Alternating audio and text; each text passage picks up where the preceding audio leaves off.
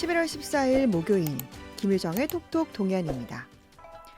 내일이면 포항 촉발 지진이 발생한 지 7년이 됩니다. 최근 포항 지진을 되짚어보는 토크 콘서트가 열렸는데요.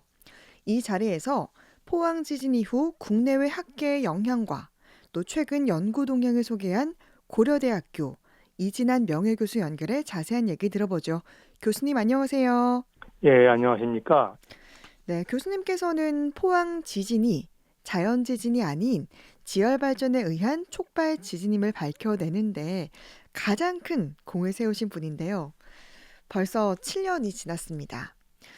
교수님께도 좀 특별한 의미가 있는 사건이었을 것 같은데 소회가 좀 어떠신가요?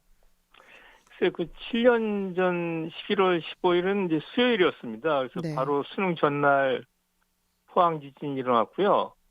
그 포항 지진이 일어난 날 저녁에 제가 모 방송국에 출연해서 그 유발 지진 가능성을 최초로 제기하면서 이제 음, 이 상당히 이제 이게 뉴스거리가 되면서 저도 많이 긴장했던 그런 기억이 납니다. 예. 네.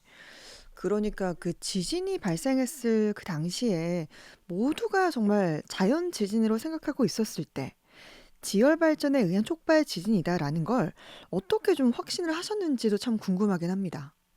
글쎄요, 확신이라기보다는 사실 제가 그 당시에 원자력 안전위원회 연구과제 책임자였는데요. 네.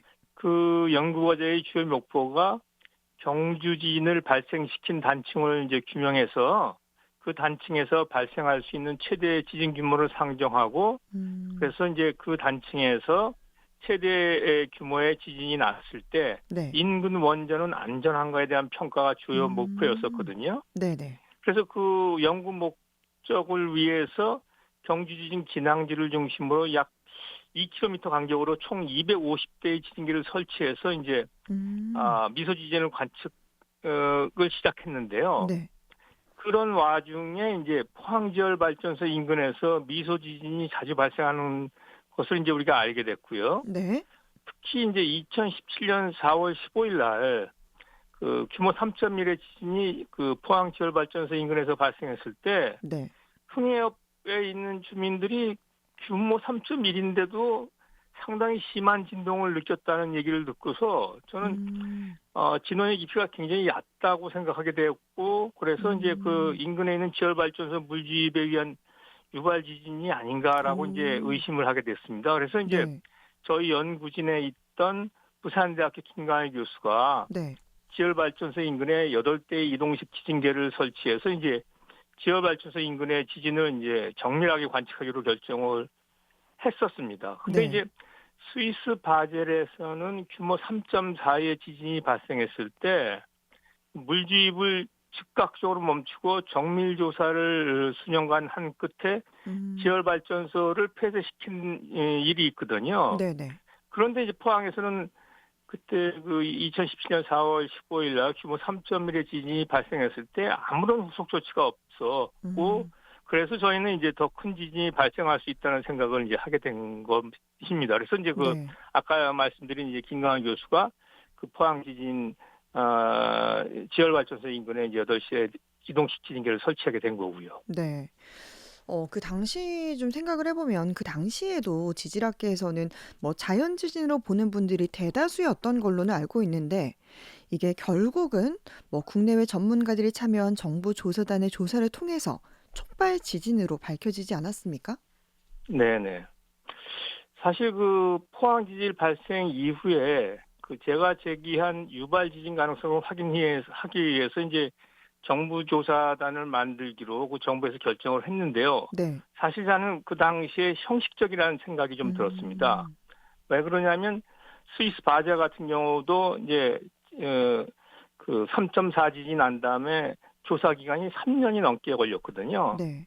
근데 이제 우리나라 같은 경우는 조사 기간을 1년을 줬어요. 음, 그래서 저는 이거는 좀 형식적이다라는 생각을 하게 됐는데 그래서 음, 그때 조사 단장인 서울대 이강훈 교수한테 네. 제가 황우석 교수 사태를 언급하면서 이번 기회가 국내 지질학계의 자정 능력을 이렇게 보여줄 수 있는 기회다. 음, 그래서 국내에는 유발 지진 전문가가 없기 때문에 국외 자문단을 최고의 석학으로 구성된 드림팀으로 꾸려야 이게 가능하다. 1년이라는 기간에 1년도 네. 사실 짧지만 그래서 이제 사실 5분의 그 최고 이거 유발지진 관련해서 최고의 석학들을 모시게 됐습니다. 그 중에는 뭐 잘 아시다시피 스탠퍼드 대학교의 그 유발지진의 석학이죠. 빌 엘스워스 교수 등을 비롯해서 5분을 모시게 됐고 네. 이 5명의 그 해외 자문단이 그 확실한 과학적 증거를 가지고 그렇게 해서 얻어낸 촉발 지진이라는 결론에 네. 국제적으로 큰 신뢰를 보내게 게 음. 됐다고 생각을 합니다. 네. 이렇게 정부 조사단이 촉발 지진으로 결론을 내면서 어쨌든 포항 시민들로서는 피해 보상도 받고 또 이게 자연 지진이 아니었기 때문에 추가 지진이 발생하지 않을까에 대한 이런 우려감에서는 좀 불안을 해소할 수가 있긴 했거든요. 네. 근데 지금 이 정신 피해에 따른 위자료 청구 소송이 진행되는 과정에서 학계 일부에서는 자연 지진 주장도 나오고 있다고요. 학계 일부라기보다는 포항 지열 발전 사업에 참여했던 국내 연구진이 그렇게 주장하는 것이고요. 네. 이제 재판에 이제 참여하는 그 피고의 입장에서는 당연히 그렇게 주장할 수밖에 없다고 저는 생각합니다. 음. 사실 그 포항 지열 발전소의 그 연구 사업에 참여했던 유럽의 그 디스트레스 팀이라고 있어요. 스위스 그 쭈리 공대 그다음에 독일의 그 포츠담 대학교 등등의 그 연구진이 참여를 했었던 그 디스트레스 팀인데요. 네. 그 디스트레스 팀에 참여했던 그 연구자들도 지금은 포항 지진이 촉발 지진 혹은 유발 지진이라는 논문을 연이어 발표하고 있습니다. 그래서 음.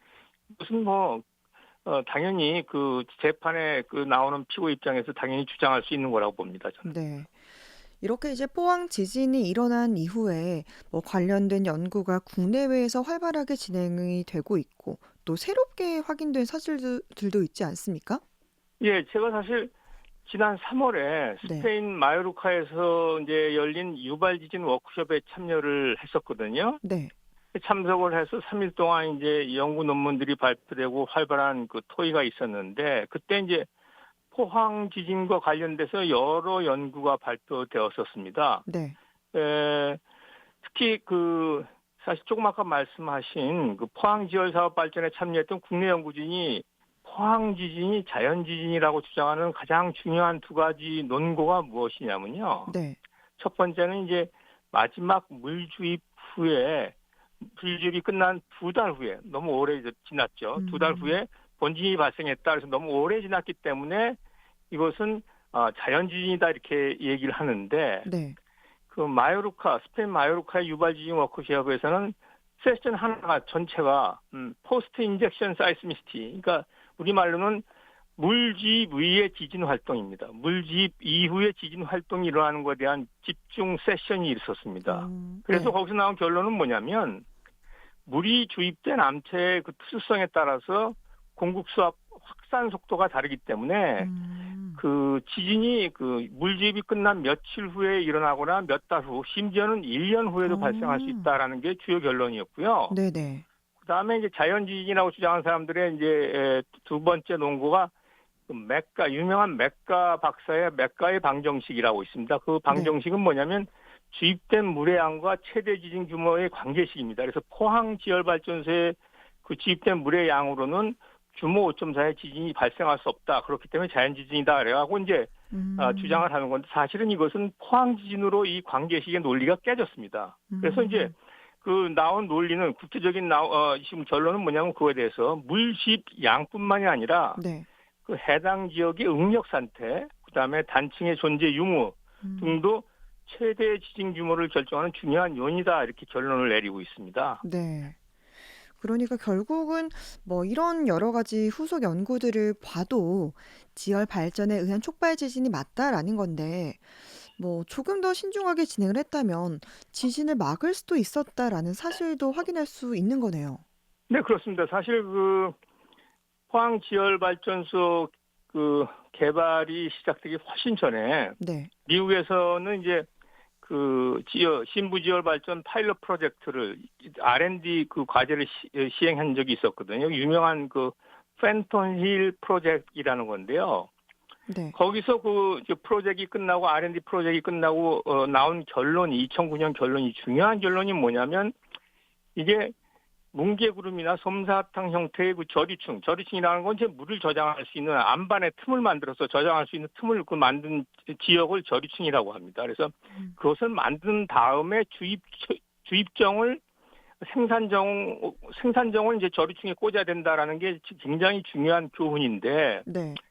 거기서 또 하나 교훈은 뭐냐면 주입정하고 생산정을 동시에 꽂아서 두 개를 이제 연결하는 방식은 거의 불가능하다라고 했는데 네. 포항에서는 그 불가능한 방법을 이용한 거죠. 즉 주입정과 생산정을 거의 동시에 꽂아가지고 두 개를 한꺼번에 물을 주입해서 두 개를 연결시키려고 했던 거거든요. 그래서 네. 펜토닐 프로젝트의 교훈을 완전히 무시했던 거죠. 그다음에 두 번째는 지금 나오는 결론들이 단층대는 무조건 피해야 된다 네. 그랬습니다. 단층대는 무조건 피해야 되고 부지 선정 시에 혹시 단층의 존재가 확인이 안 됐어도 시추나 물 주입 시에 단층의 존재가 의심되는 징후가 나타나면 물 주입을 즉시 멈추고 정밀 조사 및 조치를 취해야 된다라는 게 국제학계의 지금 레슨입니다. 네. 근데 포항에서는 이것도 전혀 지켜지지가 않았던 거죠. 예.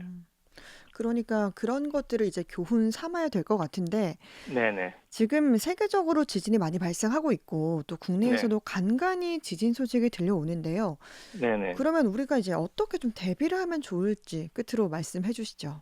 예, 사실 많이 하는 만큼 더 좋은 대비는 없다고 봅니다. 그래서 국내의 지진과 활성단층 연구에 우리나라 정부에서는 투자를 좀 더 많이 해서 우리가 많은 정보들을 축적해야 그거에 대한 대비를 할 수 있다 이렇게 생각을 합니다.